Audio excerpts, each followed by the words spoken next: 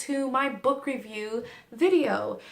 And it's in regards to Miss Peregrine's Home for Peculiar Children by Ransom Riggs. Before I get into the book, I really wanted to talk about the author himself. I know he originated from Florida, but now he's located in Los Angeles, California, where he's done short films. He's done, some of them actually won awards, as well as screenplays, books. He also blogs on mentalfloss.com. I'll link that down below as well if you guys are interested in following him or seeing some of the videos that he's been posting up. I'll link his channel down below as well. And it's, I believe, youtube.com/Ransom Riggs, so you guys can reference it later on. But let's begin with the book. So this particular book is part of a series. This is the very first book he actually wrote, and he wrote it in June 2011. So it's been quite a few years that he wrote that. Following that, he did get another book, which was called Hollow City, and he made that one in January 2014, I want to say. And then the third book is Library of Souls. That one came out September 2015. Anywho, let me just go right on in and show you the beauty that Miss Peregrine's Home for Peculiar Children series looks like.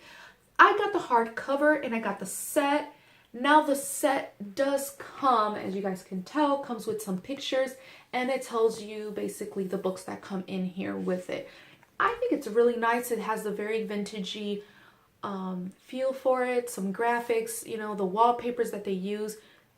It looks like wallpaper. The pages that they have inside of this book kind of gives you that old world feel. With that being said, let me pull out, this is kind of how it looks. Now it does come with pictures, like I said. I might just really skim through them really quickly for you, just to kind of move this video right along. I don't plan on making this video any longer. And this is the book itself that I'm going to put the other books down because I'm not going to review those. But this is how the book looks in all its glory. Okay. And this is the back of the book. And here it is. Okay. So I think it's pretty nice. This dust cover is really nice. Now see what I'm talking about by this old world wallpaper feel, which I love because it really brings you back to time. Now I'm going to pull these pictures out really quickly because it comes in here and it tells you, you know, right here, Peculiar Children. Now in each of these pictures there is, which I hope I'm not doing this backwards. Oh yeah, okay. In the back of these pictures, as you guys can tell, they're like little signed versions, I guess, of each of these people that are on the actual pictures. But just to zoom on in, let's just say, okay, here's that picture.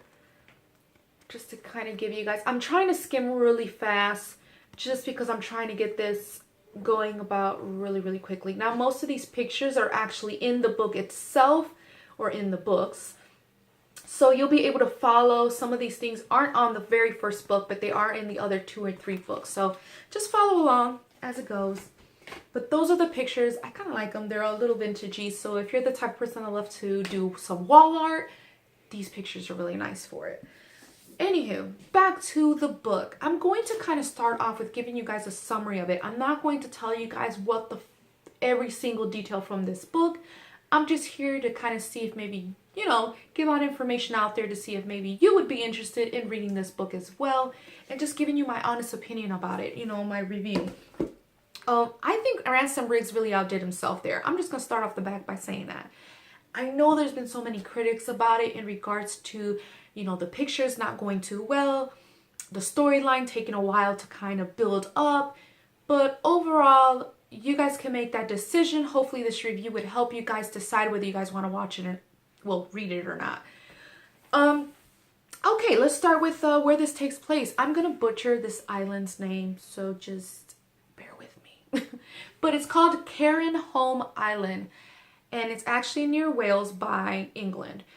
I have some notes down below, like I repeated, I believe, at the beginning of the video, but I have some notes just so that I don't forget anything.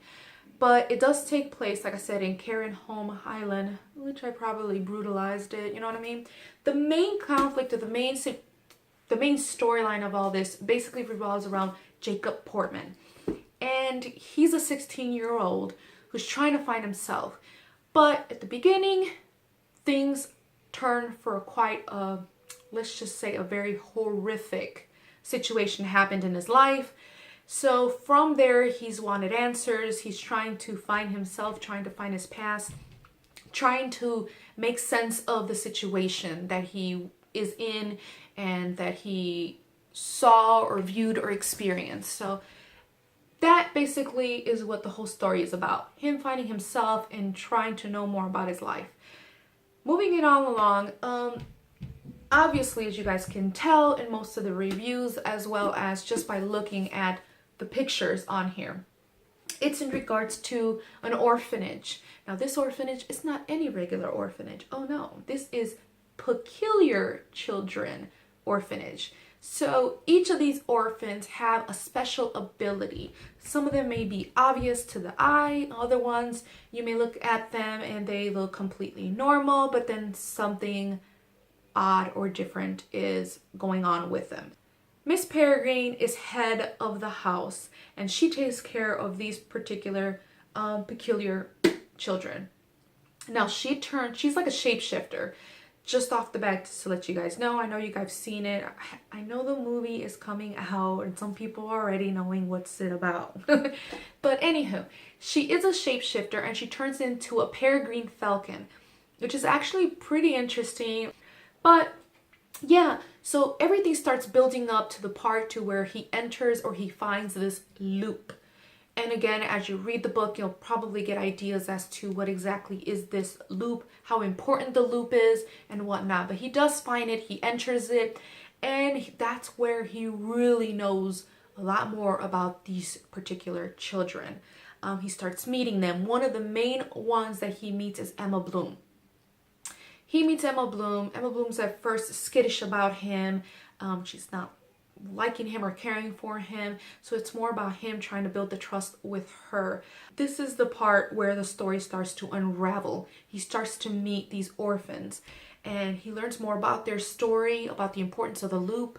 He actually starts finding a little bit more answers of what he's trying to find. Not everything gets answered at first, but as the story progresses, he starts making more discoveries, I guess you can say.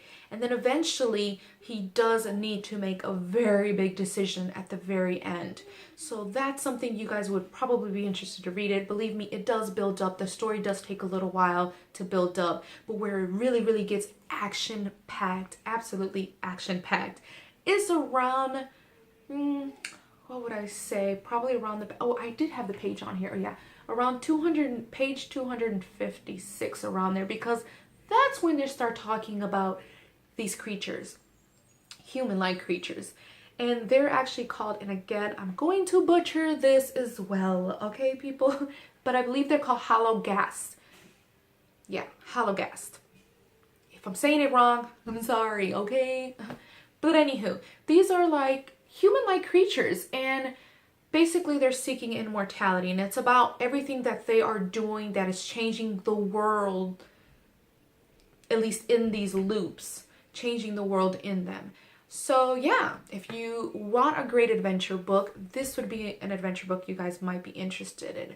So my overall thoughts on this book, again, if you guys can tell, I didn't give you guys too much details of the book, because just in case you haven't read it and you just want an honest review of it, and whether you really might be interested in reading it yourself or you've already read it, I wanted to just give you my thoughts and just basically snippets of what the story entails.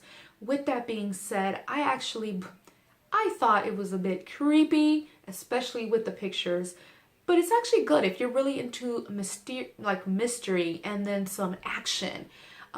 There is some twist as well and turn of events that are like, whoa, wait, what? So yeah, that actually, if I can actually read a book, sit down and I'm reading and all of a sudden I go, oh my gosh, no, you got me.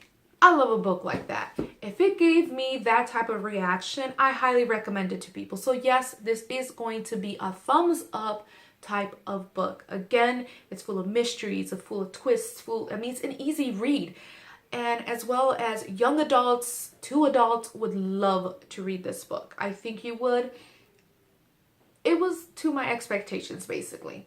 It might be too easy, I don't know. But on Goodreads, which is, you know, basically an app or a website where you go and you can jot down and, you know, what books you've read, see people's reviews on particular books. So if you're interested in knowing more reviews, then go to Goodreads. Go to Goodreads.